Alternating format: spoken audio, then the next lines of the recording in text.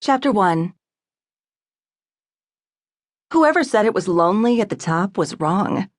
My father wore the phrase like a badge of honor, trotting it out on special occasions, reminding everyone that he had started his own law firm at the age of 28 and quickly turned it into one of New York's top practices. It wasn't easy, he pointed out frequently, usually when explaining why he couldn't come to my softball games, tennis matches, swim meets, debates, or soccer tournaments, and I'd never doubted him. He and my mother lived together but apart, sharing a home and 2 daughters but little more. They'd been happy enough with their arrangement, and I'd considered it a byproduct of success. Sometimes, on the rare night he was home before bed, he'd take me up to the roof and we'd study the blinking city below. I looked up to my father in every way, took his wisdom as gospel, and vowed to follow in his footsteps. But I knew then, as I know now, that he was wrong. It's not lonely at the top, it's the top. He was right about the other part, though. It's not easy, and he didn't make it easy on me, either. Everyone assumed I'd work with my father and rise swiftly through the ranks at his firm, Dufresne Proctor, but I'd known since age 12, when I announced that I'd be attending Yale, then Yale Law, then becoming a lawyer just like him, that I would never work at his side. He told me people would call it nepotism and refuse to take me seriously. I had my father's drive, but my mother's looks. And people saw 3 things when they looked at me: blonde hair, blue eyes, and big breasts. Despite the fact that I moved to Chicago without knowing a soul, interviewed at a dozen different firms, and ultimately accepted an entry-level position with Sterling Morgan & Haynes, people still refuse to believe that I've worked for everything I have.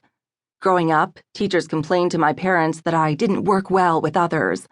Even now, I don't pawn off less appealing tasks to paralegals or junior associates. I do the work myself. Some people call it vain or selfish, but I call it getting things done, and it served me well in my 5 years at the firm. It's why I'm the best. It's also why I'm at the office at 11:17 p.m. on a Saturday when nearly everyone else has gone home to be with their wives or husbands or cats or whatever it is people do when they're not here.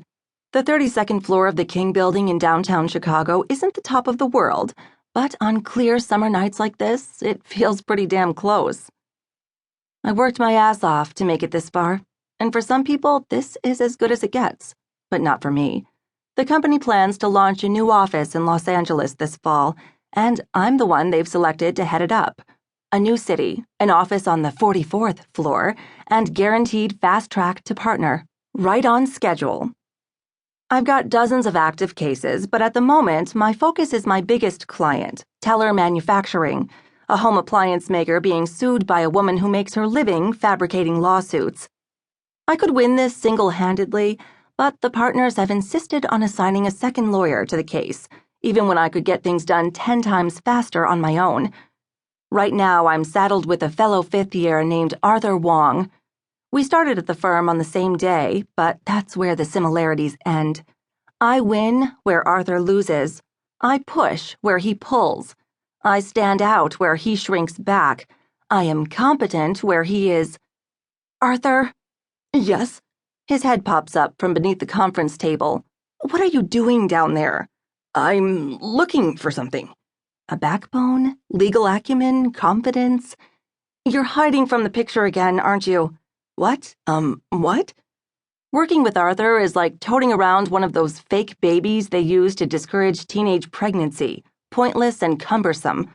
He's as helpless and hapless as a newborn, cries at least half as often, and I have not learned anything from the experience.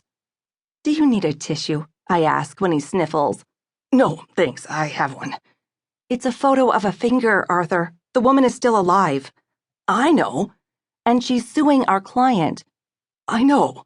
Shaky breath. She's a manipulative liar who hacked off her pinky in order to come after Teller for millions of dollars.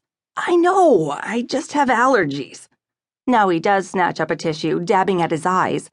For Christ's sake, I restack the evidence photographs. Stop looking at the pictures if they aggravate your allergies. He looks relieved, but merely says, We should probably wrap up for the day, as he randomly tucks papers into his briefcase. It's getting late. It's 11:15. I take a sip of my energy drink, underscoring the message that we've still got lots to do.